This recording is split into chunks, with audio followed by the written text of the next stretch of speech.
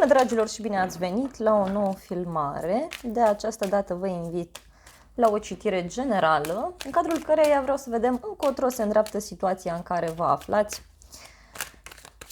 în următoarea perioadă. Hai să vedem. Nu uitați să vă abonați, să apăsați butonul de like, să apăsați clopoțelul. Sunt funcții gratuite pentru toată lumea. Și se pare că a început citirea.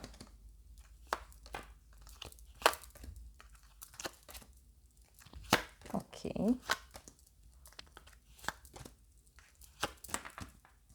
Foarte interesant. Energia generală pentru voi este puterea. Se pare că sunteți puțin provocați aici. Sunteți puțin provocați. Unii văd că vreți să vă afirmați în fața celorlalți. Poate este o relație în care tot vă certați sau o relație în care pasiunea este prezentă. În schimb, parcă sunt și momente în care nu prea vă înțelegeți.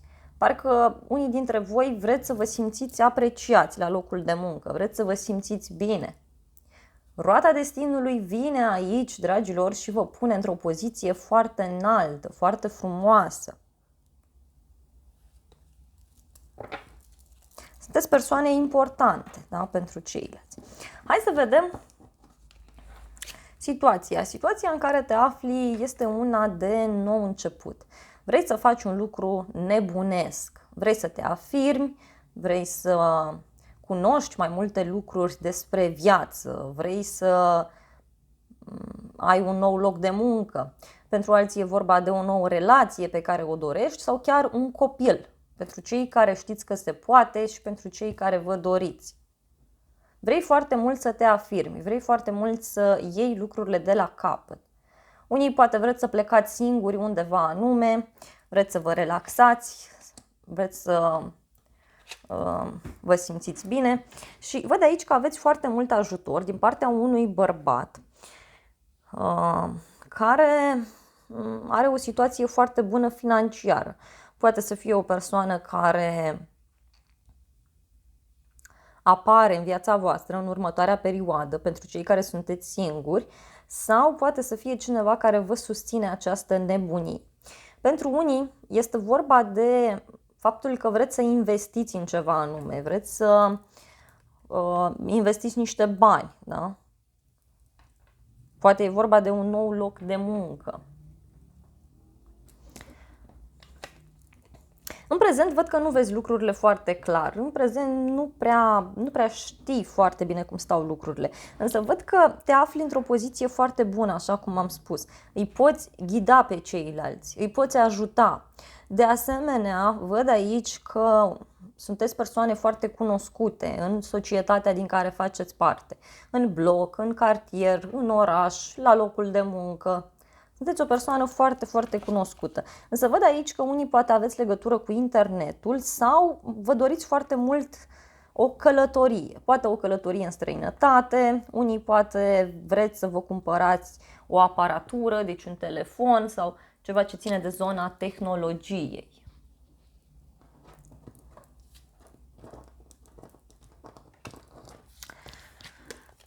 Văd aici că, de fapt, unii nu sunteți mulțumiți cu ceea ce aveți, vreți mai mult.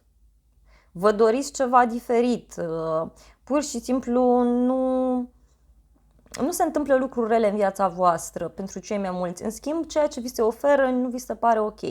Dacă sunteți într-o relație, poate vreți mai mult și poate nu sunteți mulțumiți de ceea ce vă oferă partenerul, nu sunteți mulțumiți de atenția care vă este dată. Vă văd puțin plictisiți, da, aici, puțin supărați. Hai să vedem puțin ce s-a întâmplat în trecut. Da? Ce s-a întâmplat în trecut? În trecut văd aici că tot ați fost puși într-o așteptare. Da? Ați stat și ați așteptat. Ați strâns bani, poate momentan nu sunteți mulțumiți de banii pe care i-ați strâns sau vă dați seama că nu vă puteți cumpăra ceea ce vă doriți. Dacă e vorba de o relație, văd aici că tot ați așteptat niște semne, tot ați așteptat ca această persoană să acționeze. Poate are legătură cu o împăcare, unii ați așteptat ca o persoană să se întoarcă în viața voastră. Ați așteptat ca lucrurile să meargă într-o anumită direcție. Și hai să vedem ce ați așteptat voi aici. Wow! Ce ați așteptat? Ați așteptat ca lucrurile să fie mult mai stabile. Da? Ați așteptat ca cineva să se deblocheze dintr-o situație financiară, văd aici. Pentru alții chiar poate avea legătură cu un loc de muncă.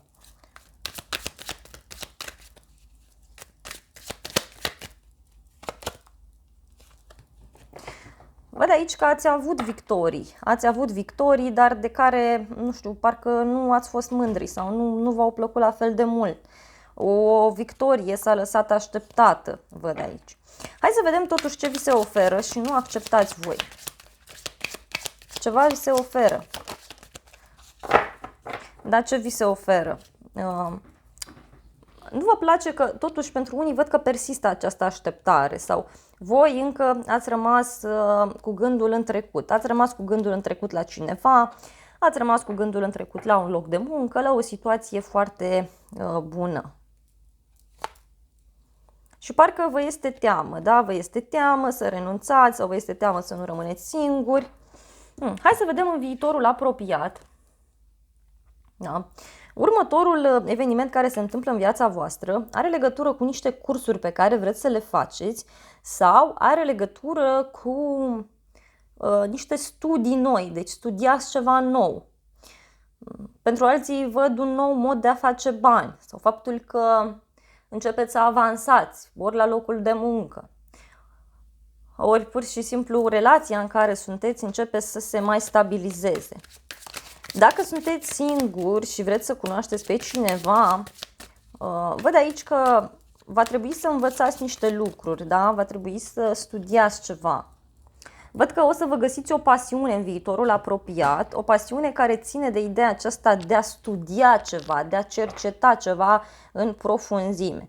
De asemenea, văd o relație cu o persoană mai tânără, o întâlnire pe care o aveți și în privința căreia eu v-aș spune să fiți puțin atenți. Da? E vorba de o revedere aici. Dacă ați întrebat de locul de muncă și sunteți foarte pasionați de ceea ce faceți sau dacă nu mai lucrați, să spun, și aveți voi acolo o pasiune, să știți că de aici văd că puteți să faceți niște bani. Parcă reușiți să creșteți, reușiți să înfloriți din punct de vedere financiar. Printr-o persoană mai tânără, printr-un copil, se poate rezolva o problemă care ține de o decizie pe care cineva trebuie să o ia. Puțin stres aici pe care văd că o să îl aveți în legătură cu un bărbat care este mai rece, cu un bărbat care este secretos, care este stresat. Dacă aveți vreun examen, să știți că e bine, doar că o să fie foarte mult de învățat sau o să aveți foarte mult de lucru. Dacă e vorba de o relație de triunghi amoros, aici, dragii mei, văd că voi aflați niște lucruri și cam vă schimbați părerea despre această persoană. Hai să vedem mai departe ce puteți să faceți acum. Păi ce puteți să faceți este să dați dovadă de iubire, de pace, de înțelepciune, să vă mulțumiți cu ceea ce aveți, să vă ascultați foarte mult sufletul și mai mult decât atât, sfatul cărților este ca în momentul de față, pentru cei care aveți o problemă de sănătate, să încercați să o rezolvați, să încercați să găsiți o soluție. Sfatul este să vă faceți ordine în emoțiile voastre, în sentimentele voastre, pentru că unii nu prea știți ce să credeți, nu prea știți ce să faceți.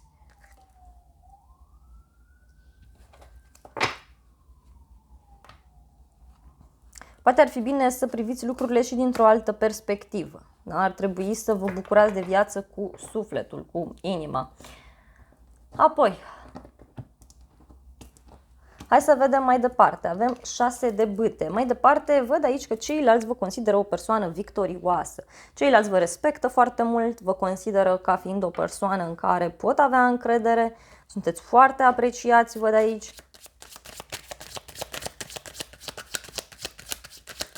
Hai să vedem ce-i cu victoria. Da, și victoria asta, să știți că Deci victoria este numai că voi nu o vedeți. Sau cum vede cealaltă persoană relația? Păi cealaltă persoană consideră că totul este bine, că totul este frumos. Și văd că vă consideră o persoană stabilă din punct de vedere financiar. Vă consideră o persoană pe care se poate baza, da? Însă văd aici că în exteriorul vostru cineva are probleme cu niște bani, cu ideea aceasta de a împărți banii. Poate aveți în jur persoane care au probleme financiare pentru unii dintre voi. Și văd aici pe cineva care nu prea comunică, da? Tocmai din cauza acestei probleme. Cineva care este într-un compromis în momentul de față sau vrea să facă un compromis. Hai să vedem frica voastră sau speranța. Aici este pajul de spade și aici vă spun că, nu știu, parcă vă este teamă ca cineva să nu afle de ceva anume. Vă este teamă să nu fiți spionați, vă este teamă să nu care cumva să se afle, da, această situație. Voi totuși sperați să aflați un adevăr, sperați să faceți aici o muncă de detectiv ca să aflați ceva. Hai să vedem despre ce este vorba.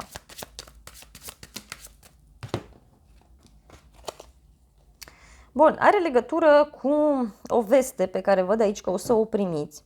O propunere din partea unei persoane și care nu prea o să vă placă. Cineva face o analiză, cineva face o investigație aici și poate avea legătură cu o relație ascunsă pentru unii, dar văd aici că parcă cineva are de făcut un drum, rezolvă o anumită problemă, dar pentru voi e cu o eliberare, este cu un nou început. Poate să apară o persoană pentru cei singuri, căreia să-i stârniți foarte mult interesul, dar în privința căreia v-aș spune să fiți puțin atenți. Hai să vedem rezultatul, este cavalerul de spade. Deci pentru voi această situație se finalizează într-un mod total neașteptat. Nici măcar nu vă imaginați cum anume stau lucrurile și vedeți că poate avea legătură și cu un mic mare scandal, ca să spun așa. O reacție neașteptată din partea familiei sau dacă vă doriți o familie, acum reușiți. Un scandal care se produce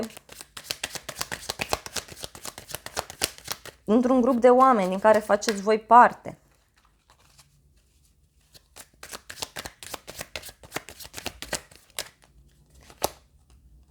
Na. Surpriza este că cineva renunță peste noapte la o familie sau cineva renunță la ideea aceasta de a mai fi împreună cu voi. Dar aici tind să cred că e vorba de o transformare foarte, foarte mare. Se clarifică o situație și hai să vedem cum e pentru voi exact această situație. Pentru voi această situație este 3 de spade, adică sunteți dezamăgiți de situație sau sunteți dezamăgiți de decizia pe care cineva o ia. Alții, poate chiar voi așa pe neașteptate, spuneți gata, nu mă mai implic în relația asta că am obosit, ia uitați, luați o decizie radicală și vreți să știți cum anume stau lucrurile. Tocmai pentru că sunteți provocați, da? Sunteți provocați și unii dintre voi simt că dacă sunteți într-o relație, parcă meritați mai mult de atât. Meritați mai mult de atât și atunci această persoană nu vă poate oferi. Voi aici aflați niște secrete. Aflați niște secrete sau aveți un moment de conștientizare. Da? Iar dacă e vorba de zona profesională, pe neașteptate luați voi o decizie care vă duce într-o zonă extrem de frumoasă. Dragii mei, acestea au fost previziunile de această dată. Eu vă mulțumesc pentru vizionare, vă iubesc, vă îmbrățișez cu drag pe toți. Ca și zodii implicate, avem Capricorn, Vărsător, Gemeni, Balanță, Scorpion, Pești, Rac, Berbec, Săgetător, Leu și Taur, Fecioară. Dar nu-i neapărat nevoie să aveți legătură cu aceste zodii. Eu vă mulțumesc pentru prezență, vă iubesc, vă îmbrățișez cu drag pe toți. Vreau să mai iau și o carte oracol. Așa simt să fac.